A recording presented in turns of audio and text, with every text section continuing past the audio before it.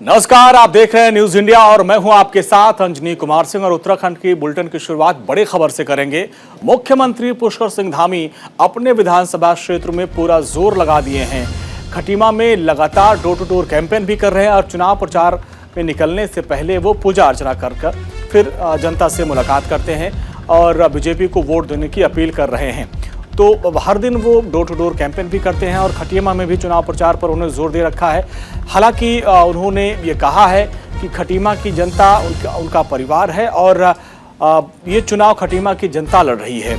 और खटीमा की जनता ने कहा भी है कि आप बाकी 69 सीटों पर जाके प्रचार करें, खटीमा से निश्चिंत रहें। लेकिन पुष्कर सिंह धामी लगातार खटीमा में डोर टू डोर कैंपेन कर रहे हैं, लोगों से मुलाकात कर रहे हैं और साथ साथ पूरे उत्तराखंड में वो चुनावी कैंपेन में अपील कर रहे हैं। लेकिन अपने कार्यक्रम की शुरुआत हमेशा की तरह वो पहले पूजा अर्चना से करते हैं और खटीमा में भी तस्वीरें भी आप देखिए, पहले पूजा अर्चना, इसके बाद वो कैंपेन के लिए निकलते हैं। डोर टू डोर कैंपेन लगातार वो कर रहे हैं, चाहे वो खटीमा हो या उत्तराखंड के अलग अलग जगहों पर डोर टू डोर कैंपेन कर रहे हैं और स्टार कैंपेनर हैं वो उत्तराखंड के लिए बीजेपी की तरफ से।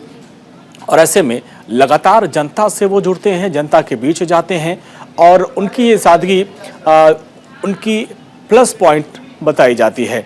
और खटीमा से इस बार वो चुनाव मैदान में है, इसके पहले भी वो खटीमा के विधायक रहे हैं, वर्तमान में भी, और अब वो चुनाव कैंपेन में जुटे हुए हैं। जोर शोर से हर दिन पहले पूजा पाठ से अपनी शुरुआत करते हैं और फिर डोर टू डोर कैंपेन।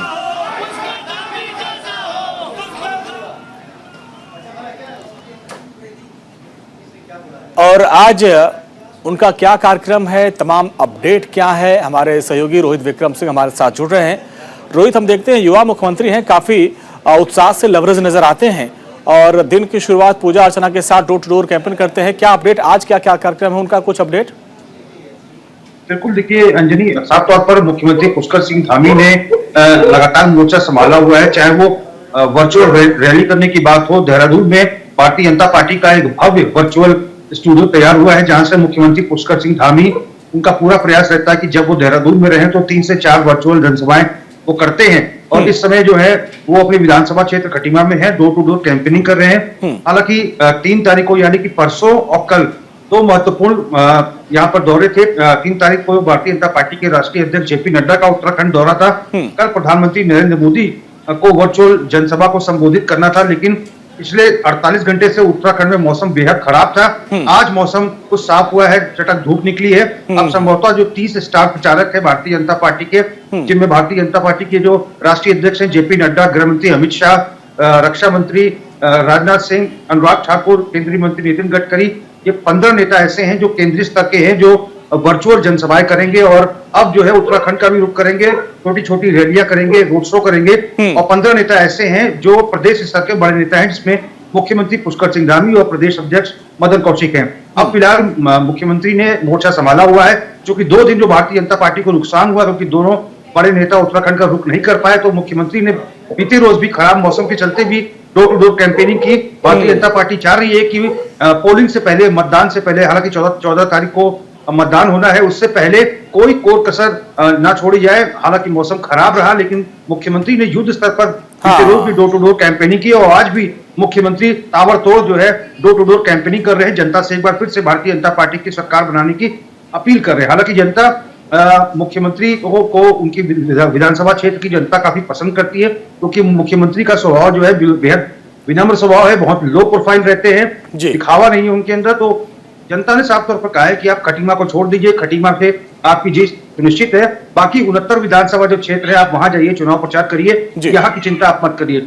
लगातार जो मुख्यमंत्री जो है उत्तराखंड के अलग अलग विधानसभा क्षेत्रों में जा रहे हैं, अपने जो तमाम जो कैंडिडेट्स हैं जिन्होंने नामांकन किया है और जो इस बार पहले बार प्रत्याशी बने हैं विधानसभा क्षेत्र से, अलग अलग क्षेत्रों में जाकर उनके पक्ष में जनता से अपील कर रहे हैं कि एक बार जो भारतीय जनता पार्टी का प्रत्याशी है जिसको जिताने का प्रयास करिए और डबल इंजन की सरकार जब प्रदेश में आएगी तो विकास की बयार जो है, जो कुछ काम छूट गए थे उनको दोबारा से युद्ध स्तर पर चालू किया जाएगा।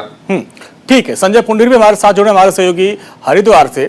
संजय, देखिए 2 बड़े जो केंद्रीय नेता आने वाले थे, हालांकि पीएम मोदी का जो वर्चुअल रैली का कार्यक्रम था वो रद्द कर दिया गया, लेकिन इसकी भरपाई खुद युवा मुख्यमंत्री पुष्कर सिंह धामी कर रहे हैं। कुछ दिन पहले वो हरिद्वार भी गए थे।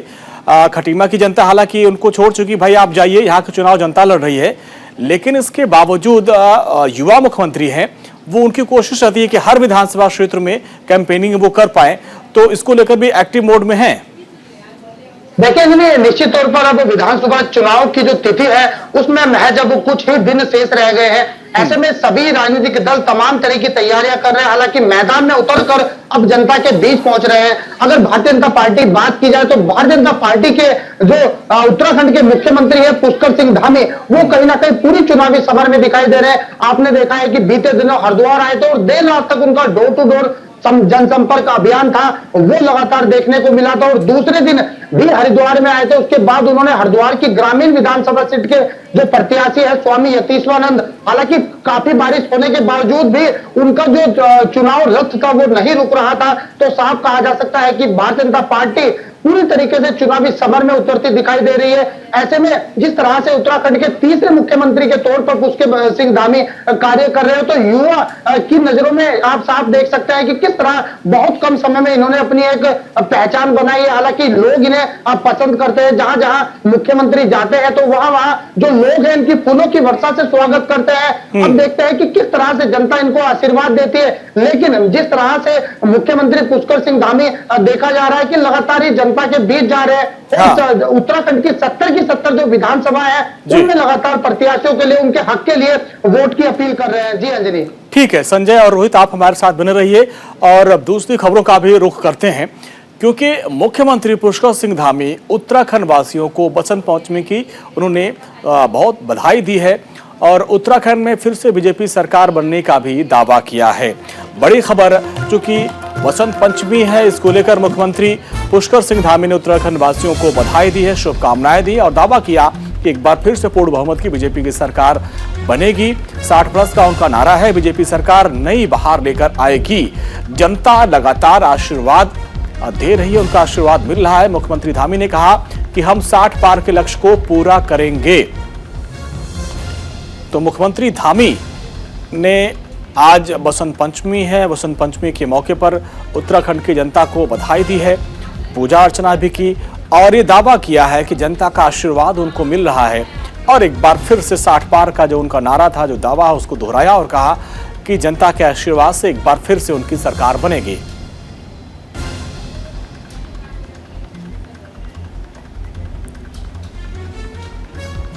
तो चलिए, बड़ा इवेंट होता है हिंदू धर्म में। रोहित और संजय, सबसे पहले तो आप लोगों को भी बसंत पंचमी की बहुत बहुत शुभकामनाएं।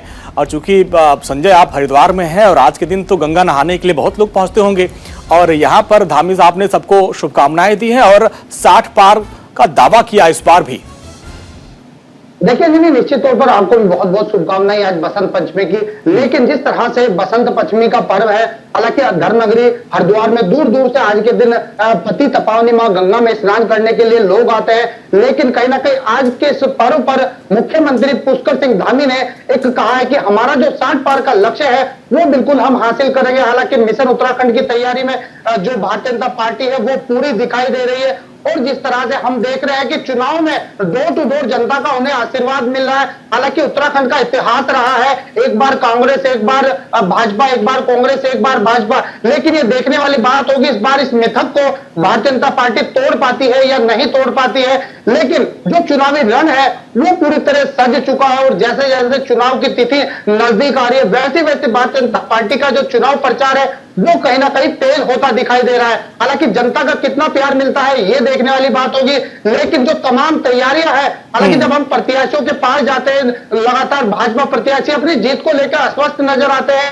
जी ठीक है रोहित, बसंत पंचमी के मौके पर मुख्यमंत्री ने राज्यवासियों को शुभकामनाएं दी हैं और एक बार फिर से उन्होंने कहा कि भाई 60 पार का लक्ष्य उनका पूरा होगा, क्योंकि जनता का भरपूर समर्थन और आशीर्वाद उनको मिल रहा है। जी, सबसे पहले तो आपको भी बसंत पंचमी की ढेर सारी शुभकामनाएं और न्यूज इंडिया के सभी दर्शकों को भी बसंत पंचमी की ढेर सारी शुभकामनाएं। जहां तक आपने सवाल किया है कि आज मुख्यमंत्री ने सभी प्रदेशवासियों को बसंत पंचमी की शुभकामनाएं दी हैं और इस चुनावी समर में लगातार वो ताबड़तोड़ जनसभाएं और डोर टू डोर जनसंपर्क कर रहे हैं। तो साफ तौर पर देखिए अंजनी, इस बार का जो चुनाव है बेहद रोचक होने वाला है और इस बार तमाम जो ओपिनियन पोल्स के नतीजों के बावजूद भी उत्तराखंड में अनप्रेडिक्टेबल नतीजे आने वाले हैं, क्योंकि हालांकि चुनाव में हमने इन 21 सालों में देखा है कि एंटी इनकम्बेंसी फैक्टर जो है उत्तराखंड में बहुत प्रभावी रहता है। और दो बड़े दल चूंकि उत्तराखंड में है, कांग्रेस और भारतीय जनता पार्टी, क्षेत्रीय दल जो उत्तराखंड क्रांति दल है वो इस बार थोड़ा बहुत पनपने की कगार पे है, लेकिन इन 21 सालों में वो कहीं ना कहीं विलुप्ति की कगार पे रहा और कांग्रेस और बीजेपी के बीच में ही लगातार मुकाबला होता रहा। इस बार आम आदमी पार्टी भी है, उसने भी इस चुनावी वर्ष में पिछले 5 सालों के भीतर युद्ध स्तर पर ताबड़तोड़ जनसंपर्क किया है। उनके जो अच्छा, अब रोहित क्या लगता है, आपका आकलन क्या कहता है? क्योंकि अभी तक क्या होता कि दो बड़ी पार्टियां मैदान में होती थी, एक बार बीजेपी आती थी, फिर एक बार कांग्रेस आती थी, लेकिन इस बार हम देख रहे हैं कि आम आदमी पार्टी वहां पर बड़े दमखम के साथ लड़ रही है और वो कहीं न कहीं दोनों राष्ट्रीय पार्टियों का खेल बिगाड़ेगी वहां पर। बिल्कुल, देखिए अंजनी, भारतीय जनता पार्टी की अगर बात करें और कांग्रेस की अगर बात करें तो टिकट आवंटन को लेकर बहुत सारे ऐसे नेता हैं जिनको टिकट कांग्रेस ने नहीं दिया और भारतीय जनता पार्टी ने नहीं दिया, और सभी नेता जो है कद्दावर नेता है। भारतीय जनता पार्टी के परिप्रेक्ष्य में अगर बात करें तो 6 ऐसे नेता हैं जिनको मान मनोबल के बावजूद भी वो नहीं माने और निर्दलीय नामांकन कर दिया है। इसमें राजकुमार ठुकराल जो कि रुद्रपुर विधानसभा से निर्दलीय प्रत्याशी के रूप में उतरे हैं, जो भारतीय जनता पार्टी ने इस बार उनको टिकट नहीं दिया, बहुत ही कद्दावर नेता माने जाते हैं और अनुशासनहीनता के चलते जो है पार्टी से उनको निष्कासित किया गया है और तमाम मान मनोबल के बावजूद भी वो अपना नाम वापस नहीं ले रहे थे। लिहाजा बहुत सारे जो निर्दलीय प्रत्याशी बीजेपी के हैं, जिनमें टीका प्रसाद मैखुरी जो है उन्होंने भी निर्दलीय नामांकन किया हुआ है कर्णप्रयाग से, बहुत ही कद्दावर नेता है। जितेंद्र नेगी, उन्होंने डोईवाला से नामांकन किया है। कुल 6 नेताओं ने नामांकन किया है। कांग्रेस में भी यही स्थिति है। अब ऐसे में चुनावी नतीजे क्या कुछ होंगे? क्या निर्दलीय भी भारी संख्या में जीत के आएंगे या कांग्रेस और बीजेपी के बीच में कांटे नेक टू नेक मुकाबला होगा या फिर आम आदमी पार्टी भी 3 से 4 सीटें निकाल पाती है? तो तमाम जो है कयासबाजी जो तमाम राजनीतिक विश्लेषकों के द्वारा लगाए जा रहे हैं और इस बार का जो चुनाव है बेहद रोचक होने वाला है और कहीं ना कहीं ये अनप्रेडिक्टेबल नतीजे आने वाले हैं। लगातार सबकी नजर इस पर बनी हुई है। तमाम राजनीतिक जो पंडित हैं सीटों को लेकर गुड़ा भाग कर रहे हैं, मतदाताओं को लेकर गुड़ा भाग कर रहे हैं, क्योंकि बहुत सारे ऐसे निर्दलीय प्रत्याशी हैं जो भारतीय जनता पार्टी से निष्कासित हो चुके हैं और उन्होंने नाम वापस नहीं लिया। अब वो निर्दलीय प्रत्याशी के रूप में भारतीय जनता पार्टी के प्रत्याशी का खेल बिगाड़ रहे हैं। अगर कोई भी प्रत्याशी 10 से 12 हजार वोट भी भारतीय जनता पार्टी के प्रत्याशी का खींच लेता है अपने पक्ष में, तो बीजेपी के प्रत्याशी को नुकसान पहुंच सकता है। ऐसे में कांग्रेस के प्रत्याशी को लाभ हो सकता है। ये तमाम गुड़ा भाग में तमाम राजनीतिक पंडित लगे हुए हैं और सबकी नजर इस बात पे है कि क्या कुछ नतीजे इस बार 10 मार्च को निकल के आएंगे। बिल्कुल संजय और रोहित, आप हमारे साथ बने रहिए, क्योंकि देखिए जो चुनाव है इस बार बड़ा दिलचस्प होगा। अगर आम आदमी पार्टी अगर जोर शोर से लड़ती है तो दोनों राष्ट्रीय पार्टियों को नुकसान तो होगा। अच्छा, एक और बड़ी खबर बता दें आपको, कांग्रेस नेता राहुल गांधी का उत्तराखंड दौरा आज है। हरिद्वार के नेहरू यूथ हॉस्टल में कार्यकर्ताओं से संवाद करेंगे। किच्छा और ज्वालापुर में वर्चुअल प्रचार का कार्यक्रम है। 70 विधानसभा क्षेत्रों में लाइव प्रसारण किया जाएगा। किसानों और कांग्रेस के यूथ कार्यकर्ताओं से संवाद करेंगे राहुल गांधी। तो हरिद्वार के नेहरू यूथ हॉस्टल में कांग्रेस के कार्यकर्ताओं को जोश भरेंगे। वर्चुअल सभा के जरिए राहुल गांधी राज्य भर में कांग्रेस के कार्यकर्ताओं के साथ जुड़ेंगे। हरि की पौड़ी पहुंचेंगे और सांध्यकालीन मां गंगा की आरती में शामिल होंगे। राहुल गांधी के दौरे को लेकर कार्यकर्ता खासे उत्साहित हैं। इस दौरान किच्छा में किसानों से बातचीत करेंगे, साथ ही राज्य के सभी 70 विधानसभाओं से वो जुड़ेंगे। प्रशासन से अगर अनुमति मिल गई तो वर्चुअल मीटिंग के बाद रोड शो भी वो कर सकते हैं। तो ये कार्यक्रम है राहुल गांधी का। और संजय, चूंकि हरिद्वार में आज उनका कार्यक्रम है, आप हरिद्वार में हैं, तो हरिद्वार में उनके कार्यक्रम को लेकर क्या तैयारियां हैं? और ये माना जा रहा है कि कार्यकर्ताओं से उनके संवाद का कार्यक्रम है, किसानों से भी किच्छा में संवाद करेंगे। 70 विधानसभाओं पे प्रसारण होगा, यानी 70 विधानसभा में एलईडी स्क्रीन लगाई गई होंगी, तैयारी की गई होगी। क्या तैयारी? देखिए अंजनी, निश्चित तौर पर अब जैसे जैसे चुनावी तिथि नजदीक आ रही है वैसे वैसे सभी राजनीतिक दल एक्टिव मूड में नजर आ रहे हैं। हालांकि सभी राजनीतिक दलों के अब जो दिग्गज नेता है यानी जो बड़े चेहरे हैं वो देवभूमि का रुख कर रहे हैं। और आज की बात की जाए तो आज जो कांग्रेस पार्टी के पूर्व राष्ट्रीय अध्यक्ष यानी राहुल गांधी आज उत्तराखंड दौरे पर है और हरिद्वार भी एक नेहरू युवा केंद्र से वर्चुअल लोगों से जुड़ेंगे।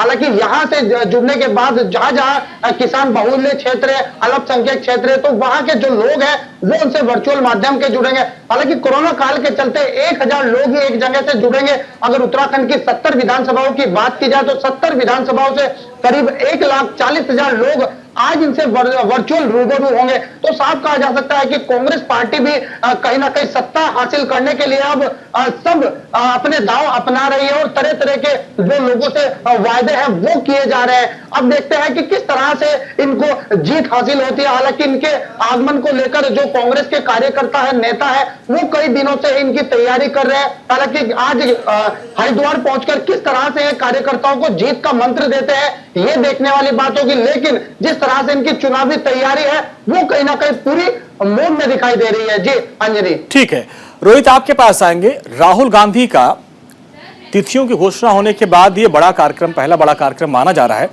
ऐसे में कांग्रेस के कार्यकर्ताओं में कितना उत्साह आप देख पा रहे हैं और क्या समीकरण बदलने के आसार हैं?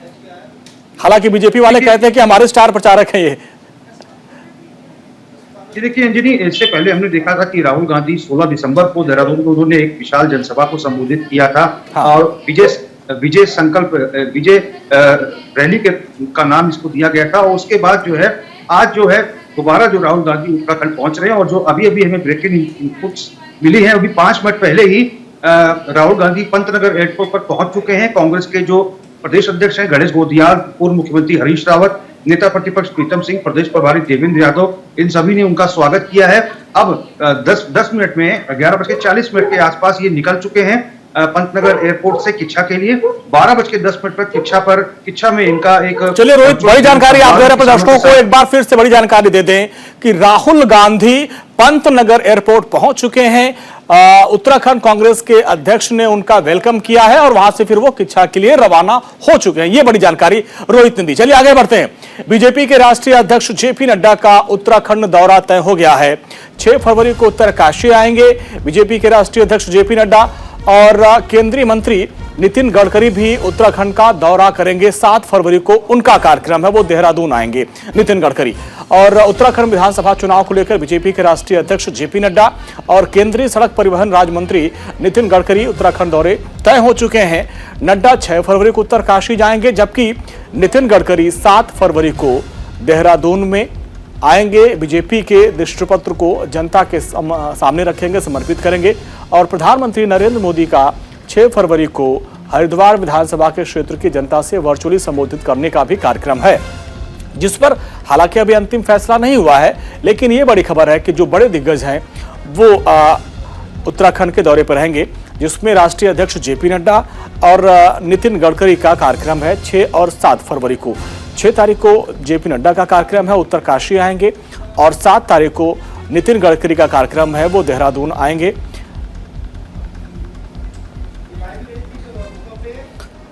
और रोहित विक्रम और संजय दोनों हमारे साथ। रोहित, अब देखिए एक कार्यक्रम तो प्रधानमंत्री का स्थगित हो गया था खराब मौसम के चलते।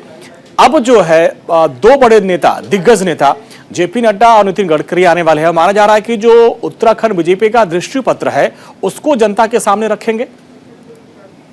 रंजनी, जो पूर्व में कार्यक्रम भारतीय जनता पार्टी के राष्ट्रीय अध्यक्ष का था वो 3 फरवरी को का था, लेकिन खराब मौसम के चलते स्थगित हो गया। 2 जगह का उनका कार्यक्रम था, उत्तरकाशी और रामनगर का था। हालांकि अब वो 6 तारीख को फिर से उत्तराखंड आने वाले हैं और इस बार सिर्फ उत्तरकाशी में डोर टू डोर जनसंपर्क करेंगे, वर्चुअल रैली भी करेंगे और उत्तराखंड की 70 विधानसभा क्षेत्रों में जनता से जुड़ने का उनका प्रयास होगा।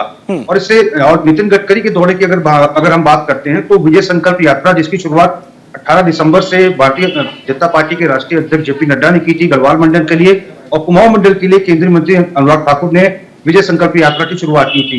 ये वर्चुअल ये जो विजय संकल्प रथ है, इन्हें उत्तराखंड के 70 विधानसभा क्षेत्रों में पहुंचते हैं। एलईडी वाहन का रूप होता है इनका और वीडियो के माध्यम से केंद्र सरकार की उपलब्धियों और राज्य सरकार की उपलब्धियों को दिखाया जाता है। हाँ। इसमें सुझाव पेटिका भी लगी थी जिसमें से 78,000 जनता के सुझाव मिले हैं। उन सुझावों पर भारतीय जनता पार्टी के जो तमाम पदाधिकारी हैं 1 हफ्ते तक चिंतन मंथन किया कि भारतीय जनता पार्टी का जो संकल्प पत्र है, मैनिफेस्टो कैसा होना चाहिए। मैनिफेस्टो का काम जो है इस समय अंतिम चरण पर है। 7 तारीख को जो केंद्रीय सड़क एवं राष्ट्रीय राजमार्ग मंत्री नितिन गडकरी पहुंचेंगे तो जनता के द्वारा सुझाए गए, बताए गए जो तरीके हैं या फिर उनके जो सुझाव है उनके आधार पर जो संकल्प पत्र तैयार हुआ है उसका विमोचन करेंगे। तो ये 2 बड़े कार्यक्रम होने वाले हैं। हाँ। और उसके बाद भी जो 30 स्टार प्रचारकों की सूची तैयार है, क्रमबद्ध तरीके से सभी दिग्गज नेता उत्तराखंड का रुख करेंगे। ठीक है, तो बीजेपी के तमाम दिग्गज नेता आएंगे। रोहित और संजय, आप दोनों हमारे साथ बने रहिए। और लगातार अपडेट आप तक हम पहुंचाते रहेंगे। और अगली खबर का रुख करते हैं। देहरादून दौरे पर बीजेपी महिला मोर्चा की राष्ट्रीय अध्यक्ष वानथी श्रीनिवासन हैं और ये बड़ी जानकारी आपको पहुंचा रहे हैं। धर्मपुर और डोईवाला विधानसभा क्षेत्र में डोर टू डोर कैंपेन करेंगी वानथी श्रीनिवासन। बीजेपी महिला मोर्चा के कार्यक्रम में भी वो शामिल होंगी और करीब दोपहर 2:30 बजे तक देहरादून में चुनाव प्रचार का उनका कार्यक्रम है। तो अब देखिए तमाम जो दिग्गज आ रहे हैं, ऐसे में महिला मोर्चा की तरफ से भी कमान संभाल ली गई है और महिला मोर्चा की राष्ट्रीय अध्यक्ष वानथी श्रीनिवासन का आज दौरा है देहरादून और यहाँ पर वो डोर टू डोर कैंपेन करेंगे धर्मपुर और डोईवाला में। और ये भी खास हो जाता है कि महिलाओं को भी जागरूक करना है, तो ऐसे में डोर टू डोर कैंपेन वो करेंगे।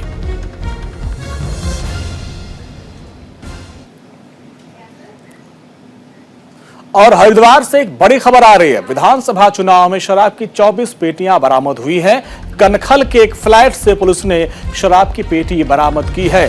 कांग्रेस के उम्मीदवार ने बीजेपी प्रत्याशी पर शराब बांटने का आरोप लगाया है।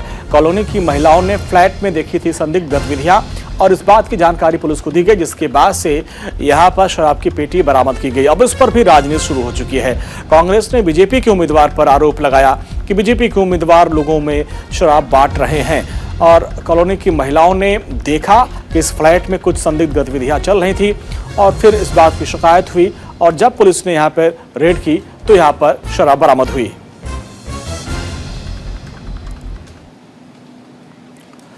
और संजय, अब देखिए चुनाव में ये देखा जाता है कि शराब वितरित किया जाता है, पैसे बांटे जाते हैं।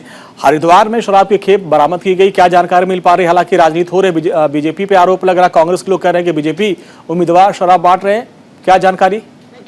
देखिए जी, हरिद्वार विधानसभा में हरिद्वार शहर की एक ये हॉटसेट मानी जाती है और यहाँ पे जो दावेदार है वो खुद भाजपा के प्रत्याशी मदन कौशिक है, तो वहीं कांग्रेस के प्रत्याशी सतपाल ब्रह्मचारी है। दोनों ही एक दूसरे के साथ फाइट है। हालांकि अब दोनों ही एक दूसरे पर आरोप प्रत्यारोप लगा रहे हैं और जिस तरह से हरिद्वार के एक कनकल स्थित फ्लैट में शराब बरामद हुई है, हालांकि कांग्रेस के कार्यकर्ताओं ने छापेमारी कराई और पुलिस और आबकारी विभाग की टीम के साथ जाकर यहां से शराब बरामद की है, तो कहीं ना कहीं अब कई तरह के सवाल भी उठ रहे हैं। जिस तरह से कांग्रेस के नेता है और कांग्रेस के कार्यकर्ताओं का कहना है कि भाजपा नेताओं ने चुनाव में शराब बांटने के लिए यहां पर रखी थी। हालांकि बीते चुनाव में भी यहीं से शराब बटी थी और जिस तरह से कनखल की स्थित एक फ्लैट से बरामद हुई है, हालांकि यह फ्लैट भी एक भाजपा नेता का ही बताया जा रहा है, लेकिन पुलिस और चुनाव आयोग की टीम अभी इस पर छानबीन कर रही है और इसकी जांच कर रही है। लेकिन कहीं ना कहीं जो कांग्रेस के नेता है वो इस बिल्डिंग को सील करने की बात कह रहे हैं। अब देखते हैं कि किस तरह से प्रशासन आगे की कार्रवाई करती है, लेकिन चुनाव में कहीं ना कहीं आरोप और प्रत्यारोप का सिलसिला लगातार देखने को मिल रहा है। जी अंजनी। ठीक है संजय और रोहित, आप दोनों का बहुत बहुत शुक्रिया इस पूरे बातचीत के लिए। तो ये भी खेल होता है, चुनाव में शराब बांटते हैं लोग, पैसे बांटते हैं, लेकिन चुनाव आयोग इस बार सख्त है। आगे बढ़ते हैं। उत्तराखंड में मौसम का कहर जारी है। पहाड़ी इलाकों में लगातार बर्फबारी हो रही है और जिससे कड़ाके की ठंड से जनजीवन प्रभावित हुआ है। हालांकि अभी ठंड से राहत मिलने की उम्मीद नहीं है। अलर्ट जारी किया गया है। उत्तराखंड के मैदानी और पहाड़ी दोनों इलाकों में मौसम का कहर दिख रहा है। राज्य में हाड़ कपा देने वाली ठंड से लोगों का जीना मुहाल हो चुका है। तराई में बारिश के कारण फसलों को भी काफी नुकसान हुआ है। भारी बर्फबारी के चलते पहाड़ों में कई रास्ते बंद हो गए हैं। कई क्षेत्रों में लोग फंसे हुए हैं। मौसम विभाग के माने तो अभी राज्यवासियों को खराब मौसम से राहत नहीं मिलने वाली है। मौसम विभाग ने शुक्रवार को दून, हरिद्वार, पौड़ी, नैनीताल, टिहरी, चंपावत और अलग अलग क्षेत्रों में ओलावृष्टि का येलो अलर्ट जारी किया है। उत्तराखंड के लिए मौसम की बात करें, आज 3 तारीख फरवरी की है, तो प्रदेश में हल्की से मध्यम बारिश बर्फबारी वो चल रही है। जो बर्फबारी वो ठीक है 2000 मीटर या उससे अधिक ऊंचाई वाले क्षेत्रों में है और बाकी जगह जो है हल्की मध्यम तक की बारिश वो देखने को मिल रही है। लेकिन जो अब नैनीताल में ठीक ठाक बर्फबारी हो चुकी है और रात में ये बर्फबारी और भी ज्यादा होने का पूर्वानुमान है। तो मैं केवल 2-3 निवेदन कर रहा हूं। एक तो जो आवश्यक सामान है, क्योंकि रास्ते अभी खुले हैं, मार्केट खुला हुआ है, इसको हम खरीद के अपने पास रख लें। दूसरा, हमारे घर के इमीडिएट बगल में जो सड़क है, इमीडिएट बगल में जो आंगन है या रास्ता है, उसको भी हम खुला रखें ताकि हम कहीं से ट्रैप ना हो जाएं। यदि कोई स्ट्रैंड हो गया है, कोई पर्यटक हमारे स्ट्रैंड हो गए हैं, तो 1077 पे आप फोन करें, अन्यथा 100 नंबर पे मिलाएं। आप तक जो राहत है, रेस्क्यू है, वो जरूर आप तक पहुंचेगी। हमारा प्रयास है कि हम रास्तों को सुचारू। तो चलिए, मौसम खराब है, हालांकि हमारे सहयोगी रोहित बता रहे हैं कि देहरादून में थोड़ा मौसम साफ हुआ है, थोड़ी बहुत धूप निकली है।